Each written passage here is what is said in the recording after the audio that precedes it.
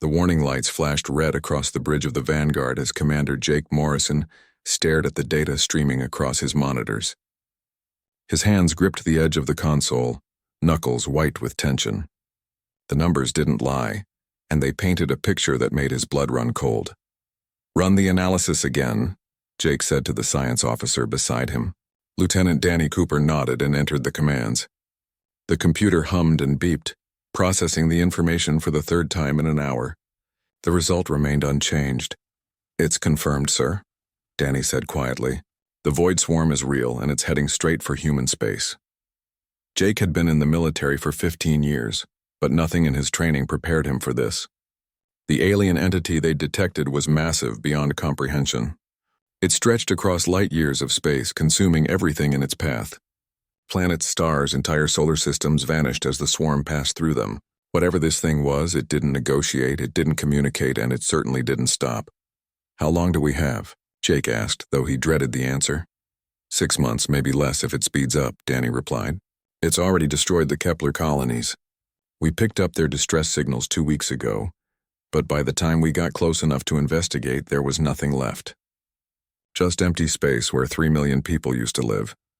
Jake closed his eyes and took a deep breath. 3 million souls gone in the time it took to blink, and that was just the beginning. If they didn't find a way to stop this thing, humanity would be next. Earth, Mars, the orbital stations, all the colonies scattered across dozens of star systems. Everything would be consumed. "Prepare a data package with everything we have," Jake ordered. "Every scan, every projection, every piece of evidence. We're taking this to the Galactic Council." The journey to the Council's headquarters took 3 days at maximum speed. The Vanguard pushed its engines to the limit, racing against time itself.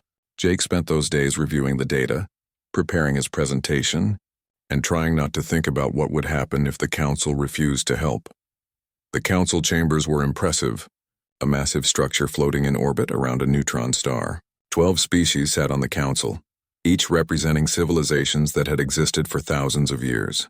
Humanity was barely a century old as a spacefaring species. They were the newcomers, the children at the adults' table. Jake hoped that wouldn't matter when faced with extinction. He stood before the Council, a lone human surrounded by beings that looked like they'd stepped out of fever dreams. The Archon ambassador, Velthar, resembled a floating crystal that pulsed with inner light. The Krillian counselor, Zix, had 6 arms and skin like polished metal. Others were even stranger, defying easy description. "Honorable Council members," Jake began, his voice steady despite his nerves. "Humanity comes before you with an urgent warning. We've detected an extragalactic threat that we call the Void Swarm. It's a massive entity that consumes all biological matter in its path.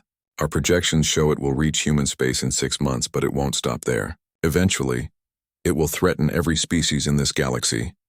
He activated his holographic display, showing the Council the data humanity had collected. The images were stark and terrifying. World after world reduced to barren rock, stripped clean of every living thing. The swarm moved like a wave of darkness, unstoppable and merciless. "We're requesting access to the Council's advanced defensive technology." Jake continued. "Our weapons are insufficient. Our shields can't stand against this enemy. We need your help, not just for humanity's sake, but for the survival of all life in the galaxy." Velthar's crystal form brightened, a sign Jake had learned meant the Archon was about to speak. "Commander Morrison, we appreciate your concern, but the Council has protocols for such matters. We've existed for 10,000 years and have encountered many supposed threats. Most prove to be natural phenomena or misinterpreted data." "This isn't a misinterpretation," Jake insisted, frustration creeping into his voice. "We've seen it with our own eyes. Entire colonies have been destroyed." Counselor Zix made a sound like grinding metal, which the translator converted to words. "Young species often panic when encountering things they don't understand. Your technology is primitive. Perhaps you've misread the data. What you see as an attack might be something else entirely." Jake felt his patience slipping. "With respect, Counselor, we know what we saw. The Kepler colonies sent detailed reports before they went silent. 3 million people don't just disappear because of misread data." Another counselor, a creature that looked like living water held in a containment field, spoke up. "Even if your data is accurate, why should we risk our technology falling into young hands? Every species wants access to Council weapons. If we gave them to everyone who asked, chaos would result. This isn't about wanting fancy weapons, Jake shot back. This is about survival. If the swarm destroys humanity, it will keep going. Your worlds will be next. Velthar dimmed slightly, a gesture of dismissal. Commander, the Council will review your data and form a committee to study the matter. This is standard procedure. We don't make hasty decisions based on incomplete information. How long will that take? Jake demanded. Such reviews typically require 8 to 10 months, Velthar replied calmly. Possibly longer if additional investigation is needed. We must be thorough, Jake's heart sank. 8 months. They'd all be dead in 6. We don't have 8 months. I'm telling you, this thing is coming now. Then you have time for us to complete our review, Zix said with what might have been smugness. If your projections are accurate, the committee will conclude before the threat arrives. If you're wrong, as we suspect, the delay will have cost nothing but time. Jake wanted to scream, to grab these ancient beings and shake them until they understood, but he knew it would do no good. The Council had made their decision. They saw humanity as children crying wolf, too inexperienced to properly assess danger. Their vast age and experience had made them arrogant, blind to the possibility that sometimes the youngest voice in the room might be the one speaking truth. Please, Jake said, his voice dropping to almost a whisper. I'm begging you. Don't make us face this alone. Velthar's light pulsed in what might have been sympathy. Commander Morrison, if your data proves accurate, the Council will provide all necessary assistance. But we must follow proper procedures. Surely you understand the importance of not acting rashly. Jake understood perfectly. He understood that bureaucracy and protocol mattered more to these beings than human lives. He understood that 10,000 years of existence had taught them caution, but had robbed them of the ability to act quickly when action was needed most. He left the Council chambers with his data package untouched, and his mission failed. The return journey to human space felt longer than it was. Jake sat in his quarters, staring at the stars through the viewport, and wondered how many of those lights would still be shining in 6 months. When the Vanguard finally reached Earth, Jake reported directly to Admiral Karen Hughes at Defense Headquarters. She listened to his account of the Council meeting, her expression growing darker with each word. So they're not going to help, she said when he finished. It wasn't a question. Not in time, Jake confirmed. They've formed a committee. They'll debate and discuss while we die. Karen stood and walked to the window of her office, looking out at Earth below. Cities glowed in the darkness, millions of lights representing billions of lives that were now in terrible danger. Then we do this ourselves, she said firmly. Alert all colonies. Begin emergency defensive preparations. Contact every scientist, engineer, and military officer. We have 6 months to figure out how to stop the unstoppable. Jake felt a spark of hope despite the odds. Humanity might be young and primitive by Council standards, but they had something the ancient species seemed to have lost. They had the will to fight, to struggle against impossible odds, to stand and face the darkness even when no help was coming. Yes, ma'am, he said, saluting. What are your orders? Karen turned from the window, her eyes hard with determination. We save ourselves. The Void Swarm arrived at the Deneb system like a nightmare made real. It rolled through space as a vast cloud of darkness blotting out the stars. The human fleet watched as the enemy approached, each crew member knowing they faced something that had never been defeated. Captain Lisa Bennett stood on the bridge of the Defiant, her hands steady on the command console despite her racing heart.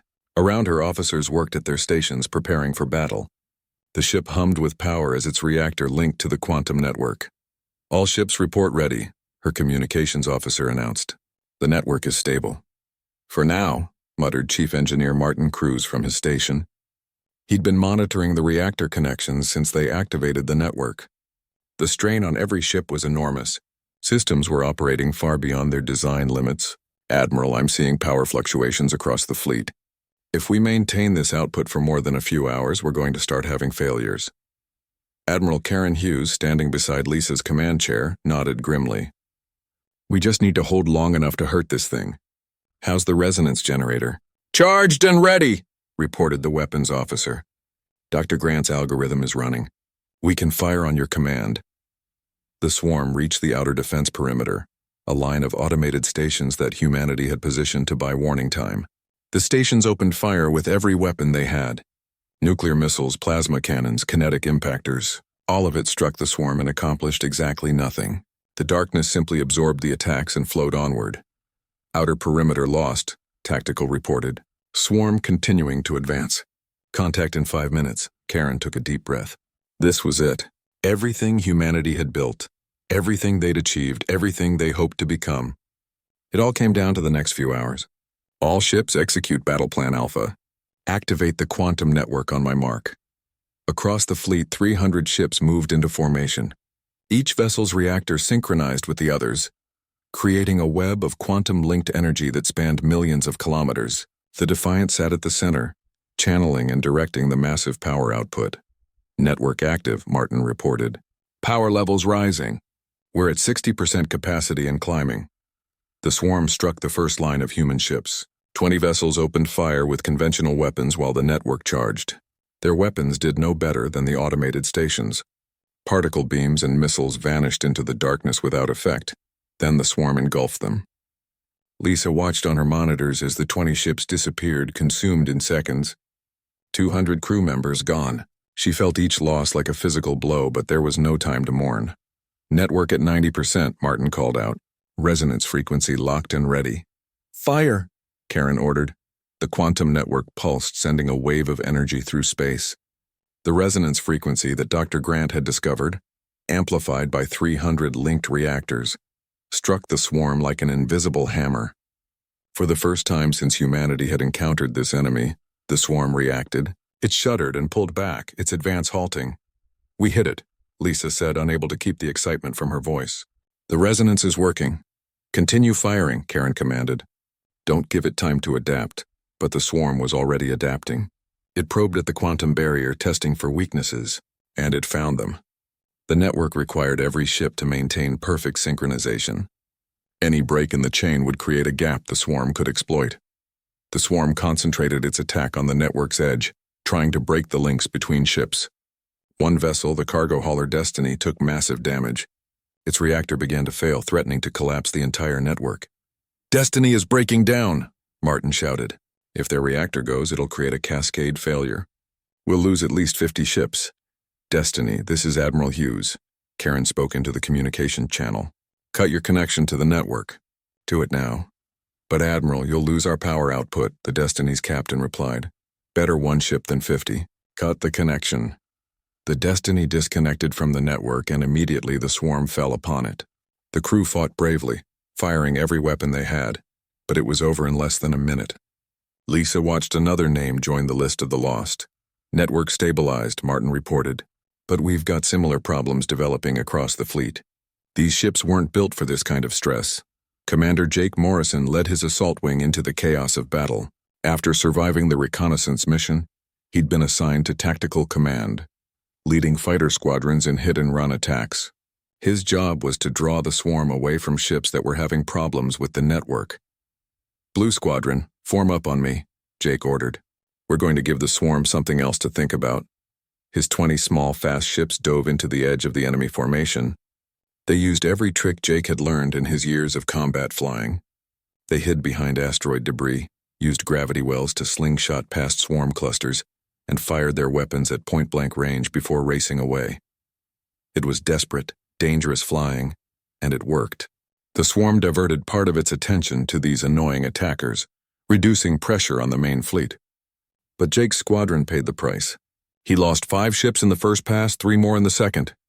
Keep moving, Jake called to his surviving pilots. Don't let it pin you down. On the science vessel horizon, positioned at the edge of the battle, Dr. Peter Grant stared at his monitors in growing alarm. The resonance frequency that had initially stopped the swarm was becoming less effective. The enemy was adapting, changing its quantum signature to resist the network's attacks. Admiral Hughes, we have a problem, Peter transmitted. The swarm is adjusting to our frequency. The network's effectiveness has dropped by 30% in the last hour. Can you adjust the frequency to compensate? Karen asked. Yes, but it requires constant recalibration. Someone needs to monitor the swarm's quantum signature and manually input corrections to stay ahead of its adaptation, and that someone needs to be close to the battle to get accurate readings. Karen understood immediately. I'm coming to the Defiant Science Station. Send me the interface protocols. Admiral, that puts you on the ship that's taking the most fire, Lisa protested. Then I'll be in the best position to do the job, Karen replied. She transferred from her command ship to the Defiant via shuttle, taking over the science station even as the ship shook from near misses. Karen's fingers flew over the controls, adjusting the quantum resonance frequency every few minutes as the swarm adapted. It was exhausting work, requiring intense concentration while the battle raged around her. But it worked. The network's effectiveness stabilized. Hours passed and the battle became a brutal test of endurance. The human fleet held the line, but the cost was terrible. Ship after ship fell to the swarm, or suffered catastrophic reactor failures from the strain of the network. The 300 vessels that began the battle had been reduced to 160. "We can't keep this up," Martin reported, his voice tight with stress. "The network is burning out ships faster than the swarm is destroying them. Another 2 hours at this rate and we won't have enough vessels left to maintain the barrier." Lisa looked at the tactical display. The swarm had been pushed back from its initial advance, but it hadn't retreated. It simply waited, probing the barrier, learning, and behind the human fleet, the colony worlds of the inner system depended on them holding this position. "Options?" Karen asked, not looking up from her frequency adjustments. "We go on the offensive," Jake Morrison's voice came through the communications channel. He'd been listening to the command discussions. "I detected a central structure during my reconnaissance mission. It's deep inside the swarm, but I think it's controlling the whole thing. If we can reach it and destroy it, the swarm might fall apart." "Getting to it would be suicide," Lisa said. "The swarm would be concentrated around any central structure." "Probably," Jake agreed. "But it's a better option than sitting here until our ships fall apart." Karen finally looked up from her controls, her face drawn with exhaustion. "He's right. We're losing this battle by attrition. We need to change the game." "Jake, how many volunteers would you need?" 50 ships should do it," Jake replied. "Small, fast vessels that can punch through the swarm. We load them with Dr. Grant's quantum torpedoes and make a run for the center." "Those torpedoes are completely experimental," Peter interjected. "They've never been tested." "Nothing we're doing has been tested," Jake shot back. "That's kind of our specialty at this point." Karen made her decision. "Do it, Lisa. Thin our line to provide 50 ships for the strike force. Martin, push the remaining network ships to maximum output to cover the gap." "Admiral, pushing to maximum will cause failures within the hour," Martin warned. "Then we'll have 1 hour to end this," Karen replied. The strike force assembled quickly. Jake led 50 ships, each loaded with quantum torpedoes that existed in probability states until they struck their target. It was technology that humanity barely understood, cobbled together from desperation and genius, but it was all they had. "Strike Force, this is Morrison," Jake addressed his team. "Our job is simple. We fly into hell, find the biggest target we can and blow it up. Stay tight, stay fast, and follow my lead." Jake Morrison's strike force plunged into the void swarm like swimmers diving into dark water. The darkness surrounded them completely, cutting off the view of stars and the human fleet behind them. Only their sensors showed the way forward, tracking the quantum signature of the central nexus that Jake had detected during reconnaissance. "Stay tight," Jake called to his squadron. "Don't break formation. The moment we spread out, we're done." His sensors screamed warnings as the swarm pressed in from all sides. The 50 ships formed a spear point, each vessel covering the others, their shields interlocking to create a bubble of safety in the hostile dark. But the shields were taking tremendous damage. Warning lights flashed across every bridge as power levels dropped. "We're losing the Falcon," reported one of the squadron leaders. "Their shields just collapsed." Jake watched helplessly as the ship fell away from the formation, consumed by the swarm in seconds. Another crew gone, another name for the memorial. But they couldn't stop. Stopping meant death for everyone. "How much farther to the Nexus?" he demanded. 10 million kilometers, his navigator replied. "At current speed, 20 minutes. "But sir, we won't all make it that far." Jake knew she was right. They were losing ships every few minutes. Simple math said they'd run out of vessels before reaching their target. Unless they went faster. "All ships emergency burn," Jake ordered. "Push your engines to the red line. We're going to make it in 10 minutes or die trying." The strike force surged forward, their engines burning so hot they threatened to explode. The increased speed meant less time for shields to absorb damage, so ships fell even faster. But it also meant less time in the swarm's grasp. 5 minutes in, they'd lost 20 ships. 10 minutes later, as they approached the Nexus, only 15 remained. Jake's own ship, the Swift Arrow, had scorch marks across its hull and failing systems throughout. But they'd made it, The central nexus appeared on sensors, and what Jake saw made him understand why the swarm was so dangerous. The structure was massive, larger than a moon, a pulsing biological-technological hybrid that coordinated billions of swarm organisms. It was beautiful in a terrible way, and it had to die. All ships arm quantum torpedoes, Jake commanded. We're only going to get one shot at this. Make it count. Dr. Peter Grant's experimental weapons powered up, their probability fields creating strange effects on reality itself. Space seemed to shimmer around the torpedoes as if they existed and didn't exist at the same time. Fire, Jake shouted. 15 ships launched their quantum torpedoes in perfect synchronization. The weapons streaked toward the nexus, leaving trails of impossible light. When they struck, reality itself seemed to scream. The probability fields collapsed, and the torpedoes became solid in the same instant, releasing all their stored quantum energy directly into the nexus. The explosion was unlike anything Jake had ever seen. It wasn't fire or light, but a wave of unraveling probability that tore the nexus apart from the inside. The massive structure broke apart, pieces of it simply ceasing to exist as quantum uncertainty claimed them. The effect on the swarm was immediate. Without the nexus to coordinate them, the billions of organisms lost cohesion. They scattered in all directions, no longer acting as a unified force but as mindless clusters attacking anything nearby, including each other. It worked. Jake breathed, barely believing it. Target destroyed. All ships get out of here. But the swarm, even in chaos, was still deadly. As the 15 surviving ships tried to escape, the disorganized clusters fell upon them. Ship after ship was lost in the desperate retreat.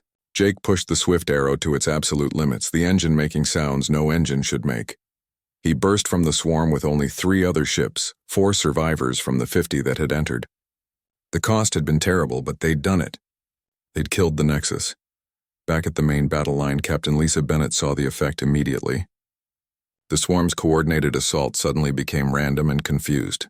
Clusters of organisms that had been working together began attacking each other. The pressure on the quantum network eased.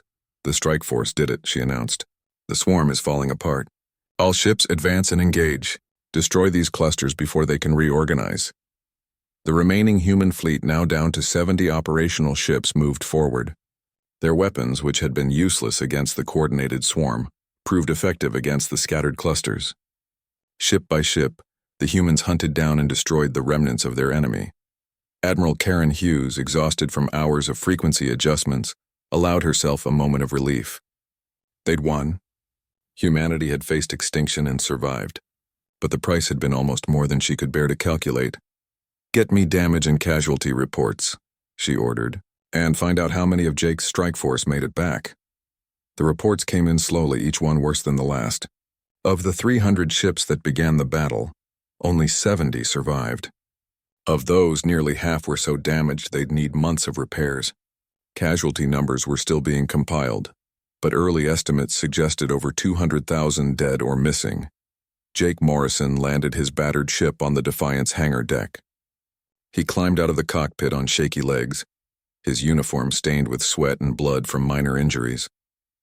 Lisa met him at the bottom of the ladder. "4 ships," she said quietly. "Out of 50. "We knew the odds going in," Jake replied, but his voice was hollow. He'd sent those people to their deaths even if they'd volunteered. That weight would stay with him forever. "You saved humanity," Lisa said.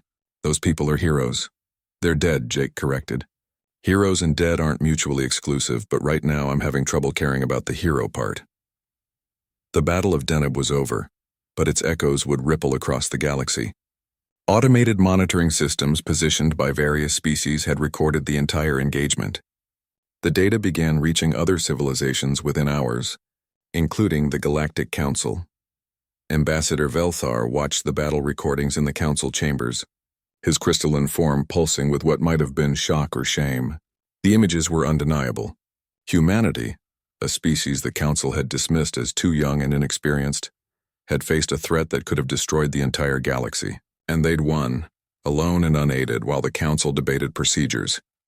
"This is impossible," Counselor Zick stated, his metallic voice lacking its usual confidence. "Our analysis said the Void Swarm couldn't be stopped with primitive technology." "Clearly, our analysis was wrong," another, Counselor said quietly. Velthar replayed the moment when the quantum network first pushed back the swarm. Humanity had created technology on par with advanced council weapons in just 6 months, driven by desperation and creativity. The strike on the Nexus showed tactical brilliance that military strategists would study for years. We need to send aid immediately, Velthar announced. Their casualties were enormous. They'll need medical supplies, repair materials, everything. The committee hasn't finished its review, Zix objected weakly. The committee is irrelevant, Velthar snapped, his crystal form flaring bright. While we debated, these beings saved themselves and possibly saved us as well. The least we can do is help them recover. The council voted to authorize an immediate aid fleet, finally moving with the urgency the situation had demanded all along. But as Velthar watched the vote, he knew it was too late for the gesture to mean what it should have. Help was coming, but only after humanity no longer needed permission to survive. The council fleet arrived at Deneb 3 days after the battle, carrying medical personnel, repair equipment, and supplies. The ships emerged from faster-than-light travel to find the debris field still expanding, wreckage from hundreds of vessels floating in space. Ambassador Velthar himself led the delegation, insisting on seeing the aftermath firsthand. His shuttle approached the Defiant, taking in the damage to the human flagship. Scorch marks covered the hull. Entire sections were open to space. It was a miracle the ship was still functional. He boarded the Defiant and was escorted to the bridge where Admiral Karen Hughes waited. She stood straight despite obvious exhaustion, her uniform still bearing stains from the battle. Her eyes, when they met Velthar's optical sensors, were hard as diamonds. Ambassador Velthar, Karen said formally. Welcome to Deneb. I hope you had a pleasant journey. Admiral Hughes, Velthar replied, his translator capturing the shame in his quantum fluctuations. The council offers its deepest apologies. We should have acted sooner. We should have listened. Yes, you should have, Karen agreed bluntly. Over 200,000 humans died because you didn't. 200,000 people who had families, dreams, futures. All gone because your committee needed 8 months to make a decision. We brought medical supplies, repair equipment, whatever you need, Velthar said. The council is prepared to offer significant reparations. Karen gestured to the viewport, showing the debris field. Can your reparations bring back the dead? Can your supplies undo the trauma that every survivor will carry for the rest of their lives? No, Velthar admitted, but we can help rebuild. We can ensure this never happens again. You're right about that last part, Karen said, her voice cold, because humanity will never again depend on the council for our survival. We've learned that when extinction comes knocking, we can only count. 3 months had passed since Jake Morrison returned from the Galactic Council empty-handed. 3 months of frantic preparation, desperate innovation, and growing dread. The Void Swarm was coming, and humanity stood alone against it. Admiral Karen Hughes looked at the tactical display in Earth's defense headquarters. Red markers showed the swarm's advance through space. Each marker represented a world consumed, a civilization ended. The red tide was getting closer every day. Status report, she called out to the operations center. Commander Lisa Bennett stepped forward, her face showing the strain of working 20-hour days for weeks. We've assembled every available ship at the Deneb system. 300 vessels total, including military ships, mining haulers, and converted cargo transports. It's everything we have. What about the experimental weapons? Karen asked. Dr. Grant's team is loading them now, Lisa replied. But Admiral, these weapons have never been tested in real combat. We're working from theory and hope. Karen nodded grimly. Hope was about all they had left. And the evacuation? Completed for non-essential personnel from the outer colonies, Lisa said. But there's nowhere to evacuate the inner worlds. If the swarm breaks through at Deneb, Earth has maybe 2 weeks before it arrives here. The weight of command pressed down on Karen's shoulders. 2 weeks. Billions of people on Earth, Mars, and the orbital stations, all depending on a makeshift fleet and untested weapons to save them.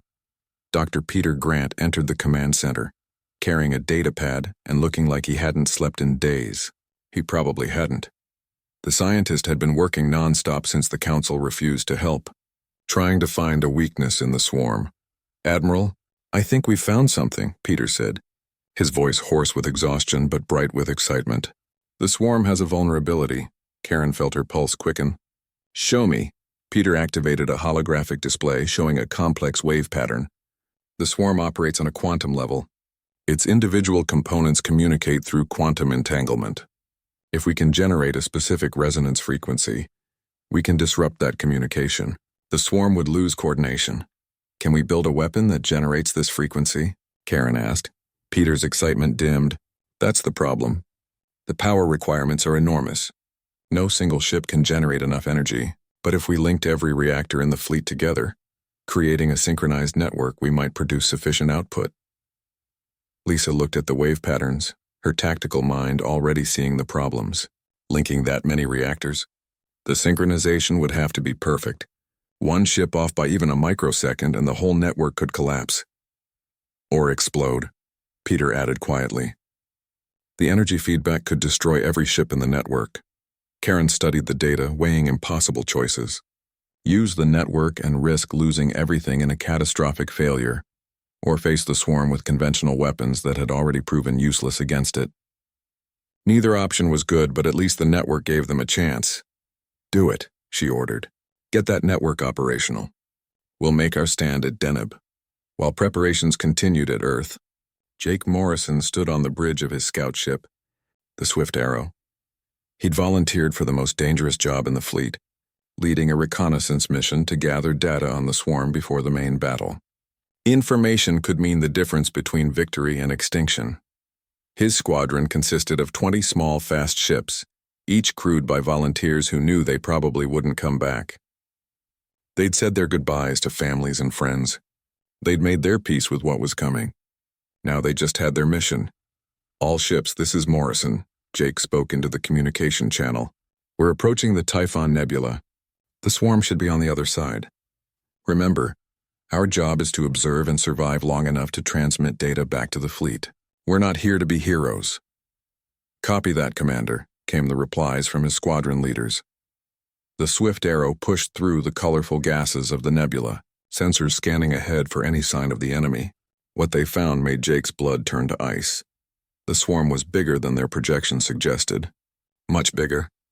It stretched across the entire nebula, a living darkness that seemed to absorb light itself. As Jake watched, the swarm reached a small moon at the nebula's edge. Within minutes, the moon was gone, consumed completely. Get every sensor recording this, Jake ordered. We need detailed scans of its movement patterns, its composition, everything.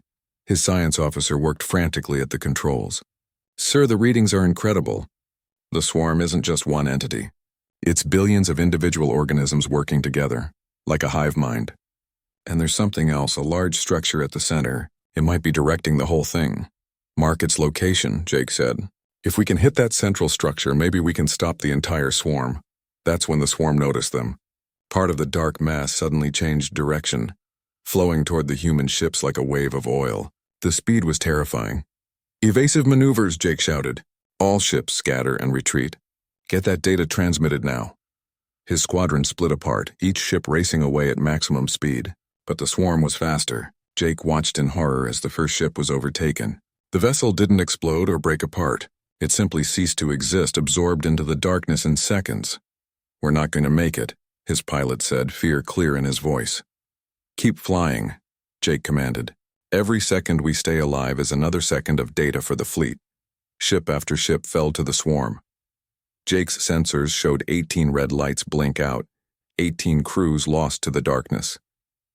Only his ship and one other remained, engines burning so hot they threatened to melt down. Transmission complete, his science officer reported. The fleet has all our data. Then get us out of here, Jake said. The Swift Arrow burst from the nebula with the swarm right behind it. Jake's pilot performed maneuvers that no training manual would approve, using the gravity of nearby asteroids to slingshot them away from the pursuing darkness. The other surviving ship wasn't as lucky. Its engine failed and the swarm took it. Jake's ship escaped by mere seconds, jumping to faster-than-light travel just as the swarm reached for them. They'd survived, but at a terrible cost. 18 ships and their crews were gone. The data they'd died for had better be worth it. Back at the Galactic Council, the committee assigned to study humanity's claims finally completed their preliminary assessment. It had taken 3 months of meetings, debates, and careful consideration. The council prided itself on being thorough. Ambassador Velthar addressed the full council session. The committee has reviewed the human data and concluded that further investigation is warranted. We recommend scheduling a full session to discuss potential assistance to humanity. When would this session take place? Another counselor asked. In 2 months, Velthar replied. That should give us time to properly prepare proposals and consider all options.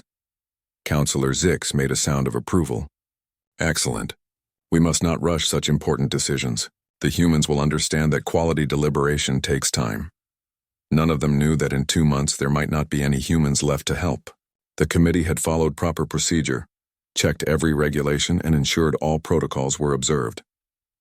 They'd done everything right according to 10,000 years of council tradition. They just hadn't done it fast enough. At the Deneb system, the human fleet prepared for battle. Engineers like Vincent Shaw worked miracles, connecting reactor systems that were never meant to operate together. It was dangerous work with dozens of near disasters as they tested the network. Captain Lisa Bennett took command of the fleet, her flagship, the Defiant, serving as the central node for the quantum network.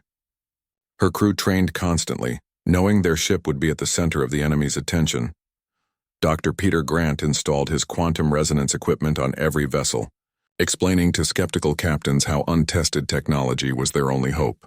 Some understood, others just trusted that someone, somewhere, knew what they were doing. Admiral Karen Hughes moved her command post to the Deneb system, refusing to direct the battle from the safety of Earth. If humanity was going to make its stand, she would stand with them. As the fleet completed its preparations, long-range sensors detected the approaching swarm. It had devoured 6 more colonies since the Typhon Nebula. Millions more lives lost while the Galactic Council scheduled meetings. All ships, battle stations, Lisa ordered. The swarm will be here in 12 hours. The fleet formed up, 300 ships against an enemy that had destroyed solar systems. They had experimental weapons, desperate courage, and nothing else. No reinforcements were coming. No ancient allies would arrive to save them. Humanity stood alone at Deneb, a thin line of defiance against the dark. And behind them, across countless worlds, billions of people held their breath and prayed that somehow their brave defenders would be enough. The emergency session of the Galactic Council had been in progress for 6 hours, and the chamber echoed with arguments that grew increasingly heated. Ambassador Velthar stood before his fellow counselors, defending humanity's demands while others pushed back against what they saw as excessive requests. Full council membership for a species barely 100 years old? Counselor Zix protested. It's unprecedented. They haven't proven their stability or wisdom over centuries.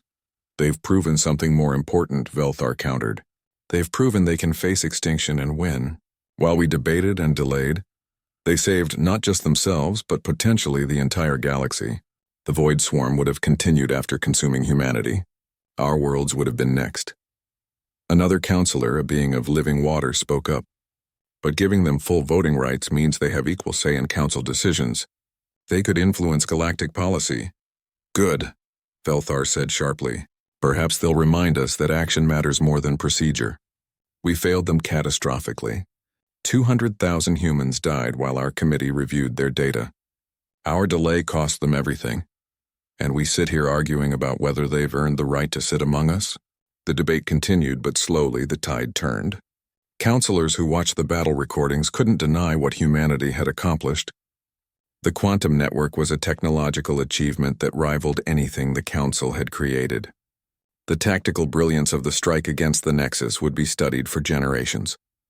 And the sheer courage of standing alone against impossible odds spoke to something the ancient species had forgotten. After 9 hours of debate, the vote was called. Humanity was granted full council membership by a narrow margin. Access to defensive technologies was approved unanimously, with several counselors noting that humanity had already demonstrated they could create such technology themselves. The reparations package was the subject of intense negotiation, but eventually passed. The formal apology was delivered by Velthar himself, traveling to Earth to address humanity directly. He stood before cameras that broadcast to every human world, his crystalline form pulsing with genuine remorse. People of humanity, he began, the Galactic Council failed you in your darkest hour. When you came seeking help, we offered bureaucracy. When you presented evidence of danger, we offered doubt. When you needed allies, we offered committees. Our delay cost you 200,000 lives. No apology can restore those losses. But please know that the Council acknowledges its failure and will carry the weight of that failure forward. The speech was met with mixed reactions across human space. Some appreciated the gesture. Others felt it came far too late. But what mattered most to humanity was that they no longer needed the Council's approval to exist. They'd proven themselves in the only way that truly counted. Admiral Karen Hughes, promoted to Supreme Commander of Human Defense Forces, oversaw the reconstruction effort. The Battle of Deneb had left the fleet shattered, but it had also proven what humanity could achieve when necessity demanded innovation. She made sure those lessons weren't forgotten. Captain Lisa Bennett received her promotion to Admiral and took command of the rebuilding program. She insisted that every new ship incorporate the lessons learned from the battle. The quantum network technology became standard equipment. The tactical doctrine of rapid adaptation that Jake Morrison had demonstrated became core curriculum. Dr. Peter Grant found himself leading a research institute dedicated to defensive technologies. Scientists from other species came to study under him, learning how humanity had created cutting-edge technology from theory and desperation. He shared his knowledge freely, believing the next threat might not be so easily defeated. "We got lucky," Peter told his students. "The swarm had a weakness we could exploit. The next enemy might not. So we prepare, we innovate, and we never stop pushing the boundaries of what's possible." Jake Morrison, despite being offered numerous prestigious positions, chose to teach at the newly formed Interstellar Defense Academy. Young officers from dozens of species attended his tactical courses, learning from the commander who'd led the successful strike on the swarm's nexus. "Tactics aren't about following the manual," Jake told his classes. "They're about adapting to impossible situations and finding a way to win anyway. At Deneb, we didn't have better weapons or shields than the swarm.